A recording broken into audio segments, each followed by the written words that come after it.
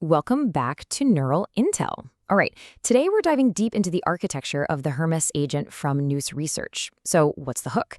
It's an AI agent that actually learns and evolves on your own infrastructure. The problem, as you all know, is that most agents out there are basically amnesiacs. They're stateless, they can't remember anything, and because of that, they can't build any real strategic value. The solution? Well, that's what we're looking at today.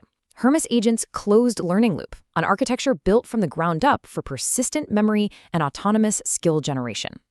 Let's get into it. And look, this isn't just some marketing slogan. This is the real sentiment you're hearing on the ground, echoing all across the open source community.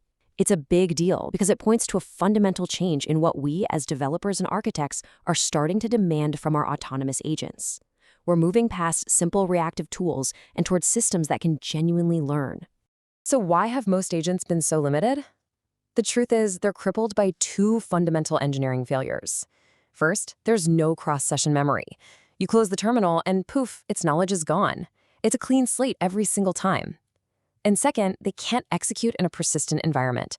Sure, they can write code, but they can't actually run it, manage it, or debug it, which means they're stuck doing these one-off fire-and-forget tasks. And this is exactly where Hermes Agent comes in. It was engineered from day one to solve these specific problems. Let's be really clear here. This is not just another chatbot with some tools bolted on. This thing is designed from the ground up to be a persistent, self-evolving agent that literally grows and gets smarter with you on your own infrastructure. Okay, this closed learning loop idea, this is the architectural heart of the entire system. Unlike pretty much everything else out there, its intelligence isn't static. Because of this loop, the agent's performance actually compounds. Every single interaction is an opportunity for it to get more capable for the next task. It's a system designed for growth. So how does this loop actually work? It's a really elegant four-layer process. It starts with something simple, standard in-session tool use. But then, and this is the critical part, it logs what actually worked into a persistent SQLite database. From those successful logs, it then autonomously generates a reusable markdown skill document. And finally, it starts building a model of your behavior to better anticipate what you'll need next. This is what transforms the agent from a dumb tool executor into a system that learns procedurally from experience. Okay, so we've seen the what, now let's pop the hood and get into the how. What are the key engineering decisions under the surface that make this loop possible? Now, this is where it gets really compelling for both builders and researchers. You see this blend of production-ready features, like being able to spawn isolated subagents for complex pipelines, sitting right alongside deep research hooks for reinforcement learning and fine-tuning. That combination is incredibly rare. And of course, the model-agnostic gateway is a massive win. It means you're not locked into any single provider, you maintain your sovereignty. The agent comes with 5 hardened execution backends, and the namespace isolation here is absolutely crucial for security and preventing tasks from stepping on each other's toes. But let's ask the important question. What does this level of persistent access actually unlock for an MLOps team or a developer in their day-to-day workflow? All right, time for our neural signal check. The critical unlock, the absolute game changer here, is persistent machine access. Having backends like SSH and Docker moves the agent from being a theoretical code generator to a practical, stateful operator. It is the difference between an agent that can suggest you set up a cron job and one that can actually SSH into your server, write the script, set up the cron job, and then monitor it for you. That is a monumental leap in capability. Now, as you can probably imagine, an architecture with this kind of depth is making some serious waves. And it's creating a direct challenge for the early incumbent in the self-hosted agent space, OpenClaw.